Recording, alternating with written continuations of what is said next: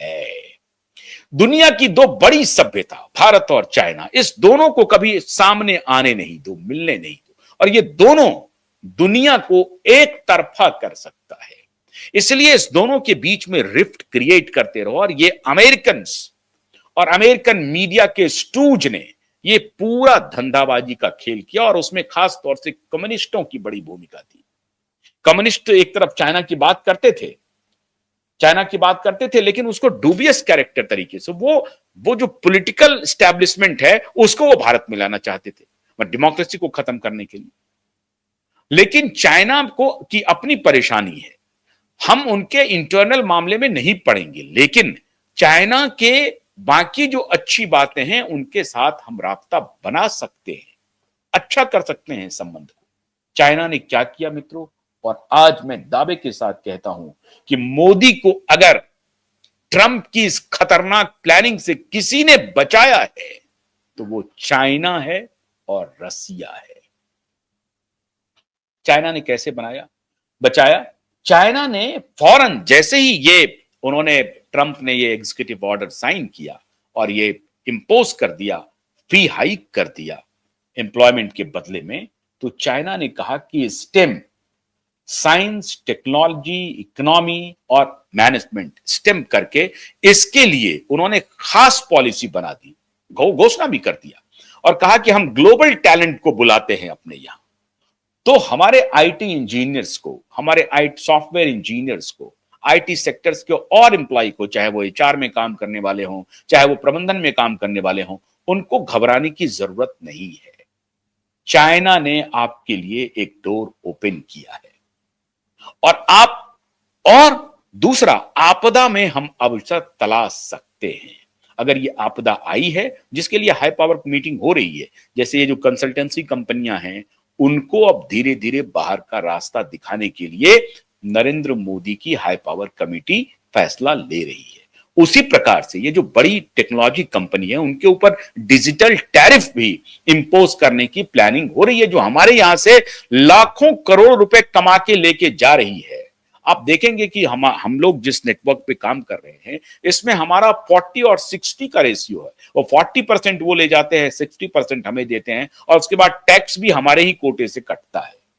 तो ये हालत है, इस तरह से वो पैसे यहां से बना रहे हैं, कोई एहसान नहीं कर रहे हैं हमारे ऊपर। हाँ, ये जरूर है कि ये जो व्यवस्था है उसमें हमारे जैसे और बहुत सारे लोगों को एक बहुत बड़ा अवसर दे रहे हैं, जहां से आप मनी जनरेट कर पा रहे हैं। ये काम भारत भी कर सकता था, लेकिन भारत को नहीं करने दिया गया। ये कांग्रेस पार्टी ने भारत के लिए जो डिससर्विस किया है वो उसकी तुलना नहीं हो सकती। और हम लोगों को अगर नाराजगी थी अपने प्रधानमंत्री से, तो सिर्फ यही थी कि आप सत्ता में तो आ गए, लेकिन जो मोल हैं, जो भ्रष्टाचारी हैं, वो आज भी कांग्रेसी मूल सत्ता को बर्बाद किए जा रहा है, डिपेंडेंट बनाया जा रहा है, और हम ग्लोबली डिपेंडेंट बन के रह गए। हम लंगड़े हैं, हम अपाहिज हैं, हम अपने सामर्थ्य को नहीं पहचान पा रहे हैं।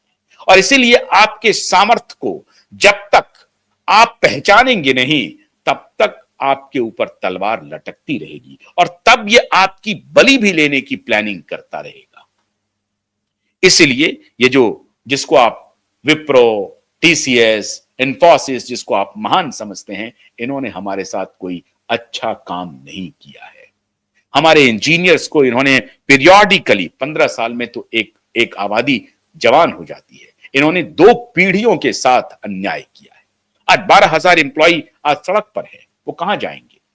क्यों? क्योंकि ये आउटसोर्सिंग कर रहे थे। अगर ये अपना इंफ्रास्ट्रक्चर खड़ा कर रहे होते तो आज हम दुनिया हमसे खरीद रही होती, और हम उनको नचा रहे होते अपने इशारों पे। क्यों? क्योंकि हम असली मैन्युफैक्चरर हम होते। इन्होंने ऐसा नहीं किया। ये नंदन नीलेकनी आकर के बयान दे रहे हैं बड़ी बड़ी कि हमने रिसर्च इनोवेशन नहीं किया। अरे आपने तो माल बनाया, माल बना करके निकल गए आप। ये सब लोग माल बना करके निकल गए। इनके सीईओ के रियल एस्टेट में अमेरिका में इतने इन्वेस्टमेंट हैं जहां से ये किराए खा रहे हैं। 1-1 हजार, 2-2 हजार फ्लैट हैं ये जो इन्फोसिस के बोर्ड मेंबर्स के अमेरिका में, जहां से ये किराए खा रहे हैं। लेकिन एम्प्लॉय को ये 25,000 30,000 ये मिड लेवल पे किया, ऊपर के एक आध दो लोगों को दे दिया, 25,000 30,000 पे ये धंधा करवाते थे हमारे इंजीनियर्स को ऑपरेटर बना करके। इन्होंने कभी इनोवेशंस में खुद को तैयार नहीं किया। सरकार से ये बात नहीं की कि ये देखिए टेक्नोलॉजी पे हम जा रहे हैं, हमें अपना इंफ्रास्ट्रक्चर क्रिएट करना पड़ेगा। आज रसिया ने अपना इंफ्रास्ट्रक्चर क्रिएट किया है, आज चाइना ने अपना इंफ्रास्ट्रक्चर किया कि क्रिएट किया। आज उनके पास कोई व्हाट्सएप नहीं है, कोई फेसबुक नहीं है, कोई इंस्टाग्राम नहीं है, उनका अपना है। आज उनका टिकटॉक अमेरिका में डिबेट का विषय बना हुआ है कि टिकटॉक के साथ हम काम करें या ना करें। टिकटॉक को और ठीक से एक्सप्लॉइट करने के लिए, टिकटॉक से निगोशिएशन करने के लिए 3 सदस्यीय कमिटी बनाई है ट्रंप ने, जिसमें एक मीडिया मुगल भी है जिसका नाम है मर्डोक। मर्डोक का बेटा जो है उस 3 सदस्यीय कमिटी में है जो टिकटॉक से निगोशिएट कर रहा है। आप सोचिए, अगर हम अपना टिकटॉक के जैसा या फेसबुक जैसा या व्हाट्सएप जैसा कोई अपना सॉफ्टवेयर बना लिए होते, अपना ऐप बना लिया, ऐप ही तो है, वेबसाइट ही तो है। मैं आपको बताऊं, हमारे मित्र आईआईटी मुंबई में प्रोफेसर हैं भास्करन रमन, उन्होंने कहा कि इसे बनाने में बहुत खर्च नहीं है, बस इसकी मार्केटिंग का काम है, किया जा सकता है। और मैं आपको यह भी बता रहा हूं कि मैं उस दिशा में सोच रहा हूं, मैं उतना बड़ा नहीं हूं, लेकिन मैं सोच जरूर रहा हूं कि भारत का अपना सोशल मीडिया प्लेटफॉर्म जल्द से जल्द आना चाहिए। तो मोदी को इतना बड़ा जोल्ट दिया गया, इतना बड़ा, पहले तो 25 से 50% किया गया टैरिफ, और उसके बाद खास तौर से आईटी सेक्टर को निशाना बनाया गया कि भारत के मिडिल क्लास को तोड़ो, भारत के मिडिल क्लास को तोड़ो। फिर पहले टैरिफ जो बढ़ाया, उसका असर पेट्रोल डीजल इसका करो भाई, रसिया से खरीदना बंद करो। तो हर तरह का विवाद खड़ा करने की कोशिश हो रही है ताकि मोदी को विलेन बनाया जाए। मोदी विलेन नहीं है। हां, यह जरूर है कि मोदी को पहचानने में थोड़ी देर जरूर हुई, और आज भी मैं आदरणीय प्रधानमंत्री जी से आग्रह कर रहा हूं कि अब सब कुछ आपके सामने में है।